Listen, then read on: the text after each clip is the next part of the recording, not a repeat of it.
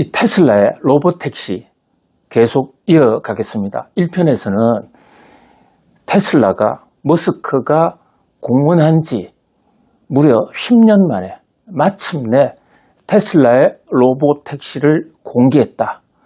그 테슬라 로봇택시의 의미 그리고 공개한 내용에 대한 세간의 평가 또 뉴욕 증시에서의 테슬라 로봇택시에 대한 반응 등을 집중적으로 알아보았습니다. 자, 1편에서 이어갈 텐데요. 이 테슬라의 로봇택시가 왜 중요하냐? 이것은 테슬라라는 한 회사의 영업 전략을 떠나서 과연 정말로 자율차가 작동 가능한 것인가? 자율차가 만약에 작동이 가능하다면요. 이것은 저는 또 한 번의 엄청난 혁명이 올 수 있다고 봅니다. 제임스 와트가 전기기관의 혁명을 이룬 것보다도 어떤 면에서는 더 큰 혁명이 가능할 수도 있다. 이런 것이 이코노미스트들의 지금 기대예요. 왜냐하면요. 단순히 이 기술의 문제를 넘어서 자동차를 타고 사람이 움직이는데 그 자동차가 스스로 간다? 그것만으로도 엄청난 산업 연관 파급 효과가 있을 거예요. 그러나 그것보다 더 큰 것은요. 사람이 운전을 하지 않고 있는 그 시간에 무엇을 할 수 있느냐. 대부분 자동차를 운전하는 시간은 자는 시간도 아니고 굉장히 중요한 한참 워킹 아워잖아요. 그 시간대에 사실은 많은 사람들이 자동차에 포로가 돼서 자동차 운전하는 것 외에는 제대로 처리를 잘 못하는 경우가 있습니다. 물론 뭐 전문 운전수를 고용할 수도 있지만 그 운전수하고 100% 24시간을 붙어 있는 것이 아니기 때문에 운전수를 찾아야 되죠. 또 모셔야 되죠. 이런 것도 여전히 불편합니다. 그런 면에서 자기가 차를 가지고 다니는데 움직이는데 나는 차 운전 안 해도 돼. 그 시간에 엄청난 부가가치가 산출될 수 있는 일이 생길 수도 있고요. 또 이제 경우에 따라서는 차에서 아예 자죠. 자면 시간을 줄일 수가 있고 그렇다면 하루 인간의 8시간 생태계를 16시간 또는 24시간으로 껑충 올릴 수도 있는 거 아니겠습니까? 또 그런 생활 면만을 떠나서 공유경제. 자, 자동차는 나 아닌 다른 사람이 언제든지 누구든지 타고 다닐 수 있다. 그러면 그로 인한 도로의 혼잡 문제 해소, 주차 문제 해소 이런 것도 엄청나게 획기적으로 개선이 되는 것뿐만 아니고요. 전체적으로 모든 물건에 대해서 공유하면서 필요할 때만 잠시 쓰고 이렇게 소유하지 않고 사용하는 시대가 온다. 이것은 생태계에 큰 변화가 올 수도 있는 것입니다. 뿐만 아니죠. 그 자율차 기술은 자동차에만 적용되는 것이 아니라 움직이는 모든 것, 아니 움직이지 않는다 하더라도요. 많은 전자제품에 이른바 그 사물 인터넷처럼 기계끼리 서로 교신하는 그런 시대로 연결이 될 수도 있다. 그런 면에서 인공지능 혁명의 끝판왕이라고도 볼 수가 있는 것입니다. 자, 그런데 이 테슬라의 머스크가 공개한 로봇택시는 일단은 그런 기대에는 아직은 좀 못 미치는 것 같습니다. 모든 기술을 공개하지 않았기 때문에 그 평가는 좀 두고두고 해야 할 것으로 보여집니다만은 그러나 이 테슬라의 로봇택시가 구글의 웨이모를 앞선 것 같지도 않고요. 또 테슬라의 기존 전기차 완성차와 새로 나온 자율차 기술이 엄청나게 연동이 돼서 시너지를 낸 것, 이것도 아직은 확인이 되고 있지 않고, 또 FSD라고 해서 Full Service Driving, 그 누적 데이터 축적이 무려 60억 킬로미터인데도 그에 대한 장점도 아직은 없어요. 그러나 그 기술에 대해서는 하루에 평가할 게 아니라 좀 더, 테슬라 로보택시도 실제로 지금 앞으로 몇 달간 계속 운행을 할 테니까 좀 더 지켜보죠. 자, 그런데 이 와중에 1편에서 예고한 대로 테슬라, 텍사스 주 정부의 주지사가 주법을 하나 전격 서명을 했습니다. 이게 현지 언론에서는 대대적으로 지금 보도가 되고 있는데, 한국에서는 조금 반응이 미지근해요. 자, 미국에서는요, 연방법이냐 주법이냐 이런 게 중요한 게 아닙니다. 우리는 전체적으로 중앙정부의 법이 중요하고, 뭐 지방정부의 법은 법이라고도 하지도 않죠. 조례 뭐 이런 거로 해서 좀 우습게 하는 경향이 있는데, 미국은 주마다 주 대법원이 있고 주 헌법이 또 따로 있단 말이죠. 그리고 국내 문제에 관해서는 주법이 연방법보다도 오히려 더 실질적으로 영향을 더 주는 경우도 많이 있습니다. 어쨌든 이 텍사스에서 자율차에 관한 법이 여야가 상당히 난상 토론 끝에, 산고 끝에 법을 만들었는데요. 그 법의 핵심은 뭐냐면, 자율차에 대해서 일단 자율차를 만들었다 하면 최소 요건만 갖추면, 신고만 하면 일단 길거리 나가서 연습을 할 수 있도록은 하는데, 중간에 조금이라도 문제를 발생하면 바로 그 드라이빙 허가를 취소한다는 얘기입니다. 자, 이 대목 다른 주에도 이런 법이 있어요. 실제로 샌프란시스코, 캘리포니아죠. 그런 주에서도 구글도 자율차 시행, 자율차 연습 주행을 하다가 길거리에서 사고를 냈다 이러는 바람에 바로 허가가 취소되고 시험 주행을 하지 못한 적도 여러 번 있었지 않습니까? 그런데 그동안에 텍사스주는 프리였거든요. 텍사스주는 아무런 규제가 없습니다. 와서 그냥 연습해 라는 것이었습니다. 여러분, 머스크가 어느 날 갑자기 실리콘밸리에 있던 테슬라의 본부를 텍사스로 옮긴 그 기억하십니까? 자, 원래는 테슬라의 머스크는 실리콘밸리에서 잔뼈가 굵었습니다. 그 유명한 페이팔 마피아들, 팔란티어의 피터 틸과 함께 페이팔이라는 회사를 한 것도 실리콘밸리고, 자동차, 전기차 자체도 실리콘밸리에서 했어요. 그런데 어느 날 갑자기 공장의 피지컬한 외형적인 본사를 테슬라가 텍사스로 옮겨버렸습니다. 텍사스하고요, 샌프란시스코하고는 환경이 그야말로 천지가 완전히 달라지도록 완전히 다른 곳이거든요. 이 실리콘밸리는 엄청나게 집값도 비싸고 사람들이 우글우글, 주위에 많은 지적 산업들, 인프라가 집적되어 있는 데 반해서 텍사스는 우선 땅값이 굉장히 쌉니다. 땅이 넓잖아요. 여러분, 프로야구할 때 정말 그 외야 쪽으로 시원하게 하나 안타를 쳐내면 어느 야수도 손이 따라오지 않는, 그렇게 안타를 쳤을 때 그것을 프로야구 아나운서들이나 해설자들이 텍사스 안타라고 그럽니다. 텍사스. 그것은요, 내야의 안타라는 것은, 내야 안타라는 것은 사람이 잡을 수도 있었는데 순간적으로 거쳐가는 거지만, 저 외야 쪽에, 특히 외야 쪽에요, 좌익수, 우익수, 중견수, 이 세 사람 한가운데 딱 떨어지면 한참 달려왔지만 그 세 사람의 손이 누구도 닿지 않거든요. 이런 것을 텍사스 히트라고 그런다고요. 왜 갑자기 지금 테슬라의 전기 자율차 얘기하다가 왜 프로야구로 돌아왔느냐? 이유가 있습니다.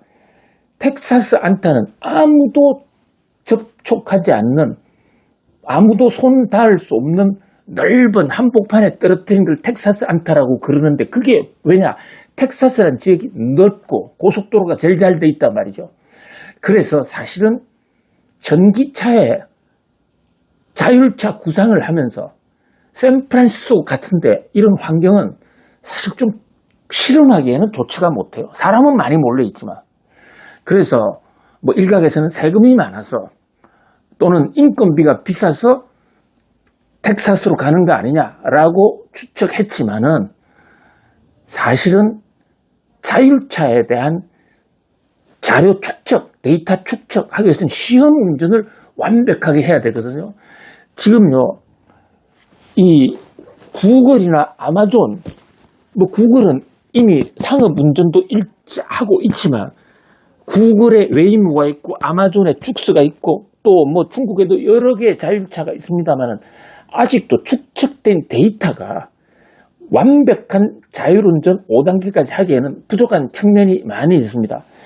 그러니까 인공지능이라는 게 기본적으로 그 엔비디아가 만드는 GPU 반도체를 이용해서 컴퓨터의 머리 용량도 키워놔야 되지만, 그 컴퓨터, 인공지능이 학습을 해야 돼요. 학습하려면 실전을 해봐야 되고, 데이터. 지금 이미 이제 고속도로는 좀 되고 있는데, 시내 도로라든지 교차로가 있다든지 이런 데는 아직도 굉장히 요원하거든요. 그런 면에서 정부의 규제가 자율차의 발목을 잡을 수가 있으니까, 테슬라는 그 규제가 싫어서, 특히 캘리포니아는 민주당 강세 지역인데, 이 민주당은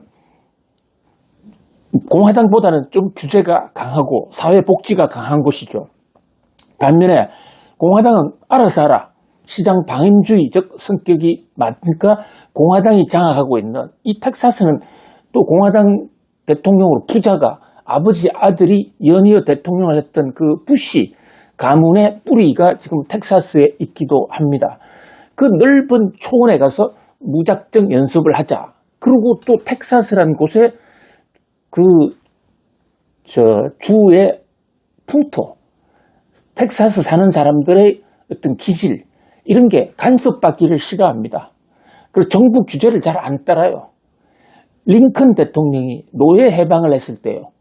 노예 해방을 했을 때 다른 주는 다 말 들었는데, 텍사스 주는 끝내 우리 자유도 하고 말을 안 들은 곳이 텍사스 주입니다. 우리 준틴스 데이라고 있잖아요. 6월 19일인가 노예 해방된 날. 그날을 기념해서 뉴욕 증시도 하루 놀잖아요. 그게 요즘 와서 이제 새로 공휴일이 됐는데, 그게 링컨 대통령이 다 노예 해방을 시켰는데 텍사스 주만 노예 해방이 안 됐기 때문에, 마지막으로 텍사스 주 노예 해방이 된 날이 6월 19일 준틴스다 해서 지금 노예 해방 기념일, 미국의 제2 독립일을 바로 텍사스의 노예 해방일에 맞춰서 하고 있는 것이거든요.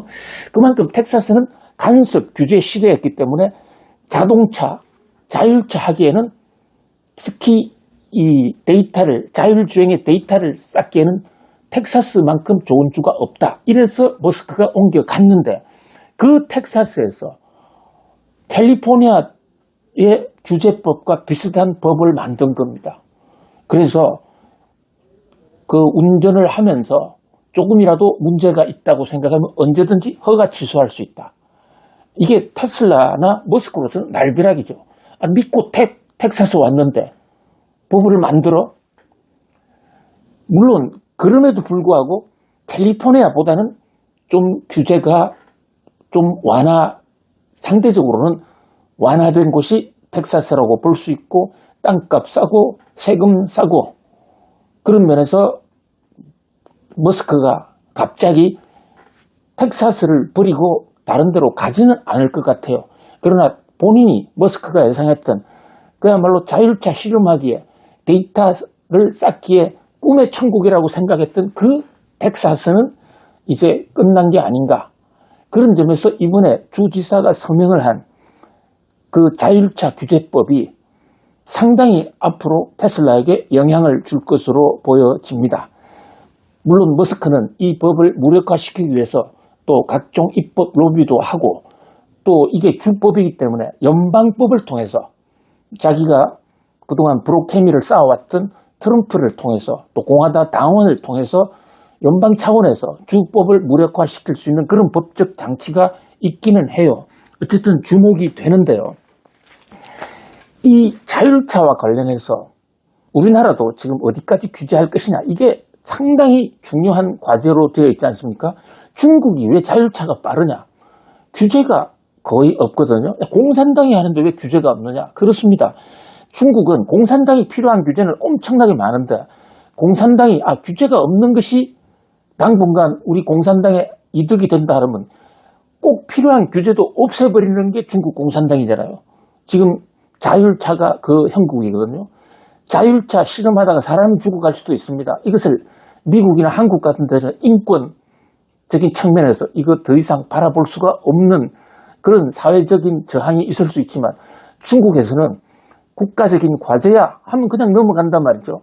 실제로 지금 테슬라도요, FSD, 풀 서비스 드라이브라는 자율차의 그 소프트웨어 시스템, 그것이 중국에서는 별 규제 없이 테슬라가 잘 가동하고 있는데 미국에서는 좀 잘 안 되고 있거든요.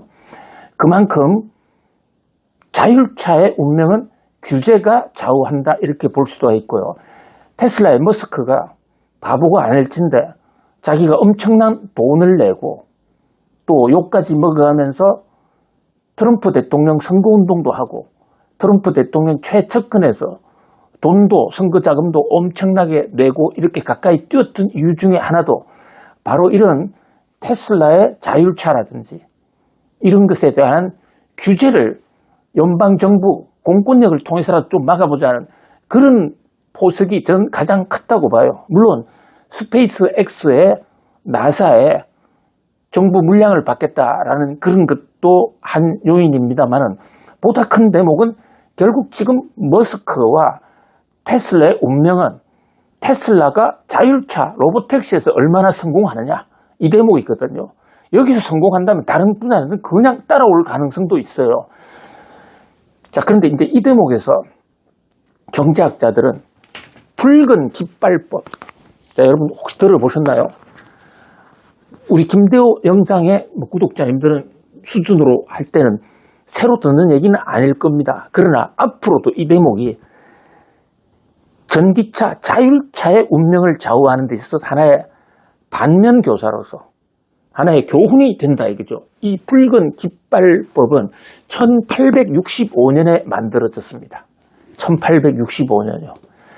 자, 이 연도가 왜 중요하냐면 영국에서 제일 먼저 그러니까 자동차를 만들었습니다. 세계 최초로 자동차를 만든 것은 독일이 아닙니다. 영국이에요. 영국이 전기기관도 제일 먼저 만들었고 자동차도 제일 먼저 나왔어요. 자동차를 상용 자동차를 만든 게 1826년이에요. 벤츠, 메르세데스 벤츠나 이런 데보다 훨씬 더 앞섭니다. 그런데 결과적으로 영국 자동차 지금 제대로 된 자동차 메이커 우리 잘 기억도 못 하잖아요. 독일이 완전히 유럽의 자동차는 장악을 했다라고 볼 수가 있지 않습니까? 이 당시에 빅토리아 여왕 때인데요. 빅토리아 여왕. 영국에서 역사적으로 좋은 평가를 많이 받고 있는 해가 지지 않는 제국을 만든 여왕이긴 하지만 자동차가 처음 나왔을 때 지금 자율차하고 비슷했습니다. 이게 기술이 안정적이지도 못하니까 가다가 쾅쾅쾅쾅 박는 거예요. 많은 사람이 죽었습니다. 근데 그때 그 자동차의 발전을 못마땅해 하는 경제계의 산업의 한 세력이 있었는데 그게 바로 영국의 마차 산업. 우리요 1980년대에 미국의 금융산업도 자동차는 위험하다고 대출 잘 안 해줬습니다. 마차는 당장에 돈 벌 수 있었잖아요. 지금 생각하면 한 20, 30년 지나면 마차는 완전히 없어질 건데도 불구하고 현장에서의 경제계 관성은 10년 후에 망학은 5년 후에 망학은 당장에 돈이 되는데 돈을 빌려주는 겁니다. 그런데 이제 국민들이 자동차 타고 다니다가 영국 시민들이, 런던 시민들이 사고가 많이 일어나니까 이것 좀 없애주세요. 그리고 마차업자들이 로비까지 넣게 된 겁니다. 그래서 미국 의회에서 자동차 스스로 굴러다니는 엔진차를 저지하는 법안이 통과됩니다. 그게 1865년. 자, 이게 잘못된 규제가 산업을 얼마나 망칠 수 있느냐를 보여주는 단적인 사례로 1865년 법이라고도 하고요. 빅토리아 여왕법이라고도 합니다. 그런데 우리는 흔히 붉은 깃발법으로 알려져 있죠. 정식 법 이름은 로코모티브 액트인데 속칭 이제 레드 플래그. 왜 붉은 깃발을 드느냐? 당시에 이 붉은 깃발법, 로코모티브 액트라는 게 1865년 법이요.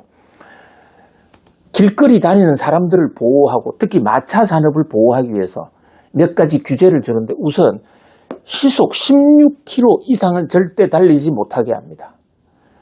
그러니까 영국의 자동차 업자들이 빠른 속도의 자동차를 만들어낼 필요가 별로 없었죠. 이게 마차 속도를 의식해서 16km/h가 나온 겁니다. 그런데 독일에서는 자동차 경주, 스피드 경주가 일어났단 말이죠.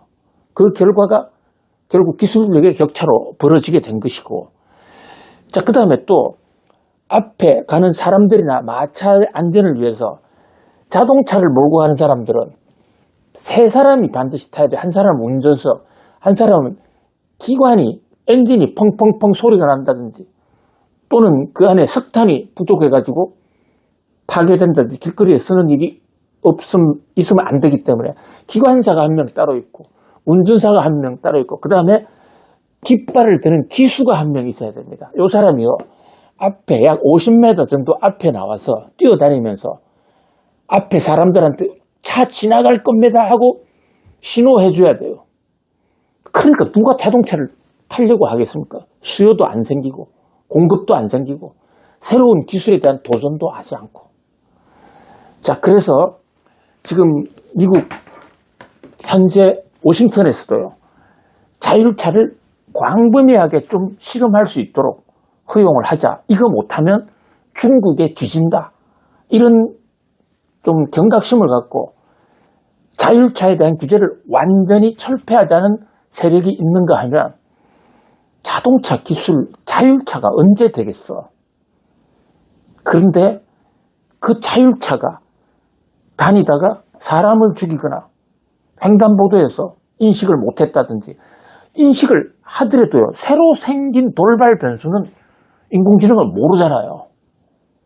갑자기 토네이도가 지나간다든지, 예측하지 못한 어떤 외계인이 살짝 스쳐간다든지, 사람은 보고 방어 운전을 할 수가 있는데 귀신의 형상이 지나간다든지, 이런 거 했을 때 사람이 하나 죽으면 미국의 분위기가 그렇게 자율차에 대해서 호의적이지만 않다.